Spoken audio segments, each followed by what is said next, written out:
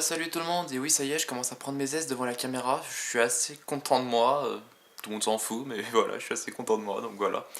Et aujourd'hui il sera question d'un film qui m'a fait froid dans le dos quand je l'ai vu, en plus j'étais content de le voir deux fois parce que ma mère n'a trouvé personne pour aller le voir une deuxième fois, et j'étais tout seul à la maison avec elle, du coup j'avais pas trop le choix.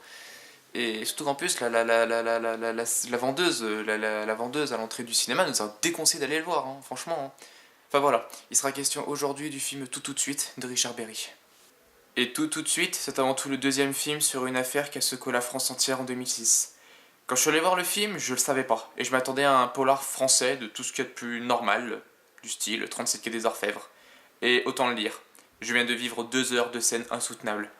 C'est le premier film 24 jours d'Alexandre Arcadi présentait l'affaire du point de vue de la mère et dans un côté ultra manichéiste plus qu'agaçant, cette version de Richard Berry propose le point de vue des tortionnaires. On assiste au début du plan, à l'exécution de ce plan et à la mise à mort fatale. Non, non, le film n'accumule pas les scènes de torture baignant dans le sang, mais baigne dans une ambiance psychologique absolument atroce.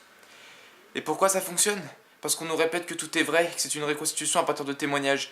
L'ultra-violence ne me dérange pas quand je sais que c'est avant tout une histoire de magie du cinéma. Mais ici, je ne sais même pas qui trouverait cela plaisant, quoi. Une envie de haine s'abat sur le spectateur à chaque scène. C'est horrible, et je ne saurais pas du tout recommander ce film. D'ailleurs, je ne comprends même pas pourquoi les parents ont accepté que le monde connaisse chaque détail des sévices. Pourtant, je peux pas blâmer le film. Mais pour ce qu'il montre, pas pour ce qu'il montre, mais pour ce qu'il raconte. La banalité du mal n'a jamais été aussi bien exploitée dans un film français. Pas d'empathie, pas de rire, pas de larmes, juste de la haine pour dénoncer la haine et l'ignorance. Parce qu'au fond, cette banalité du mal racontée dans le film, c'est quoi? C'est de la putain d'ignorance. Je vais me faire taper dessus en disant tout ça, tout ce que je pense sur le film, mais voilà quoi, je prends le risque.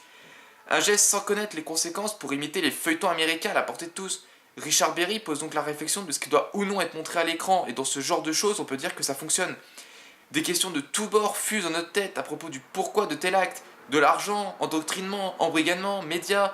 Tout ça est à la clé bien sûr de cette violence, mais ces faits ignobles et gratuits dépassent tout entendement et devraient être pris davantage en considération pour ne plus jamais se reproduire.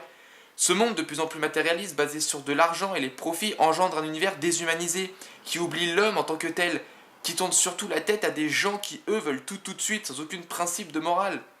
En illustrant un exemple de cette spirale, Richard Berry a construit un film âpre, dur, d'un réalisme à couper le souffle, alors qu'on est encore bien loin de ce qu'a dû être vécu en vrai, quoi.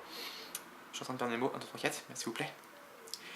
En utilisant des acteurs tellement vrais, tellement crédibles pour la plupart, on se croit vraiment en prise directe avec leur propre vie, on se croit assister à un documentaire.